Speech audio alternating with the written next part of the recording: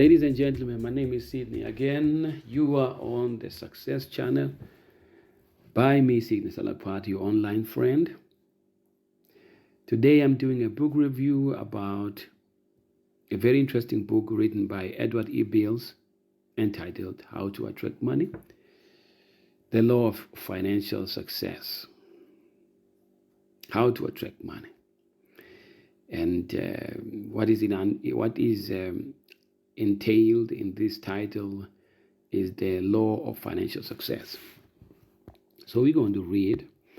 I'm going to introduce it in a very good way. I'm going to start right at the introductory part. If I will be able to explain anything pertaining to law, I wouldn't do that because the writer himself did much justice by explaining what the law is all about. It starts there, and in the introductory part, the law of financial success.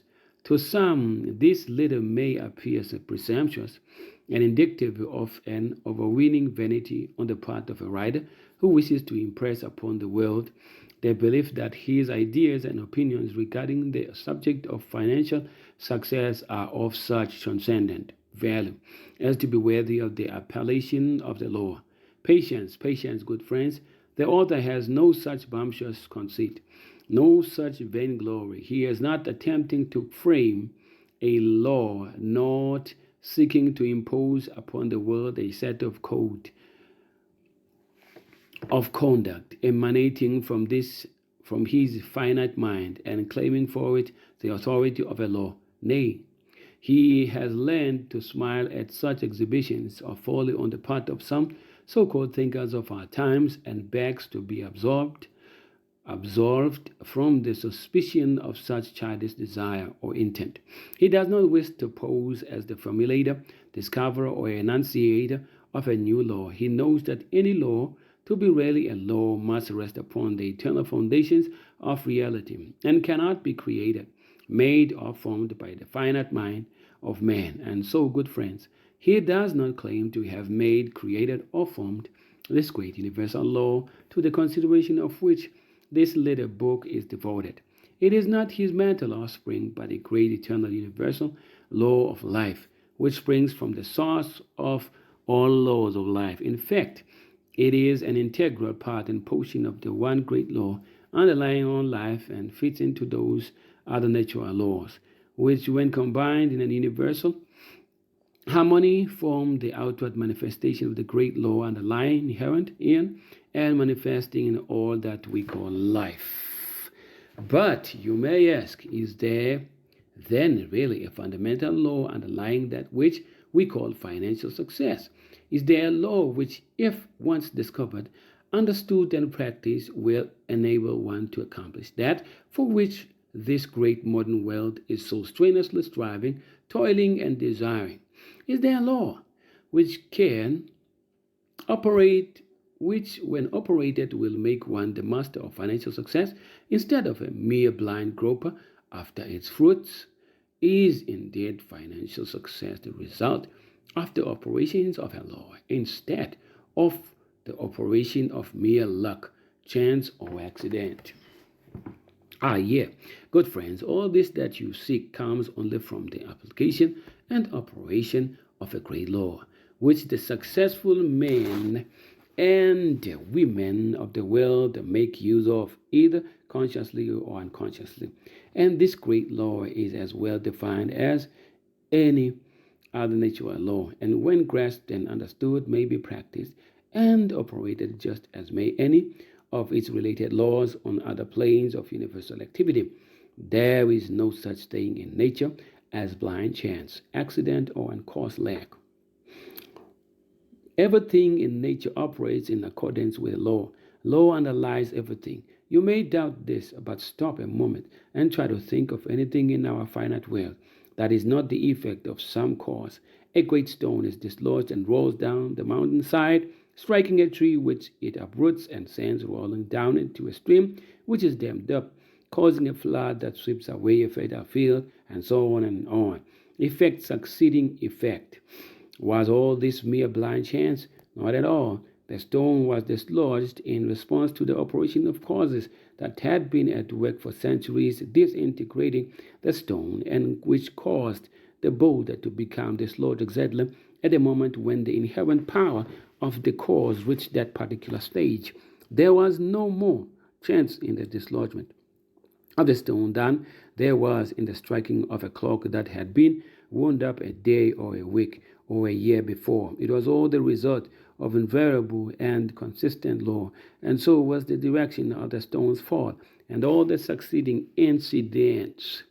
But mark you this, had some man been able to discover and understood the law in operation in that latent power inherent in the stone, he would have been able to prevent the stone striking the tree and causing all the resulting damage.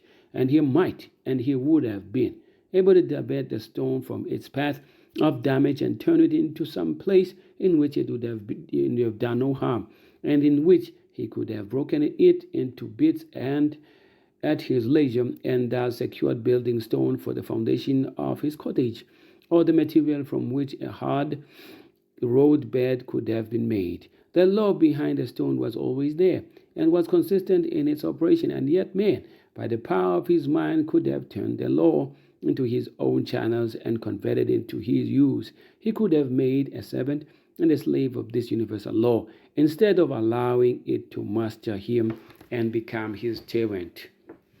For in this way has man mastered the forces of gravitation, steam, hydraulics, and electricity, which once mastered him. Ladies and gentlemen, do you have anything in mind pertaining the law? Do you have any law, anything that you think was caused by the law? Do you have any comment on this subject of the law, finance? Do you know anything that is because of the law? Can you comment below? Can you relate? Do you have anything in mind as I'm reading that spells out this was also part of law, not luck, not coincidence, but it was because of the law of nature? Let's continue as you are thinking. And as you like my podcast, subscribe for more of these, that you can get updates as I upload the new ones below. I'm your friend, Sidney Salakuphathwa. I'm continuing. He could have made a servant and a slave of this universal law instead of allowing it to master him and become his tyrant. For in this way has man mastered the forces of gravitation, steam, hydraulics, and electricity which once mastered him. Thus has man risen from savagery and barbarism into what he is today, and thus will he advance from what he is today into what he will become in the days to come, a creature as much superior to man of today as the latter is superior to the barbarian. The story of man's attainment may be expressed in these words: the subjugation and mastery of nature's forces. And so it will ever be. First, manifest is mastered and operated upon by nature's forces. Then he discovers the law underlying these forces. Then he harnesses the force and makes it work his will. As the great English scientist Ray Lankester has recently declared in his works, man is held to be a part of nature, a product of the definite and orderly evolution which is universal, a being resulting from and driven by the one great nexus of mechanism which we call nature. He stands alone, face to face with the relentless mechanism. If it is his destiny to understand and control it. But you may object, this is all very well and undoubtedly true of the physical forces of nature, but financial success cannot be classed with these forces. Why? It is purely a latter-day development and cannot be identified with the great natural forces of which you have spoken. Patience, again, and good friends.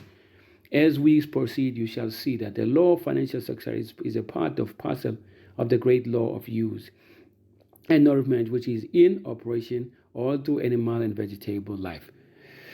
It is the same law that manifests in the form of the securing of food by the animal, the securing of nourishment by the plant. Nay, more, it is the same law and through which nature operates when it causes the atom of oxygen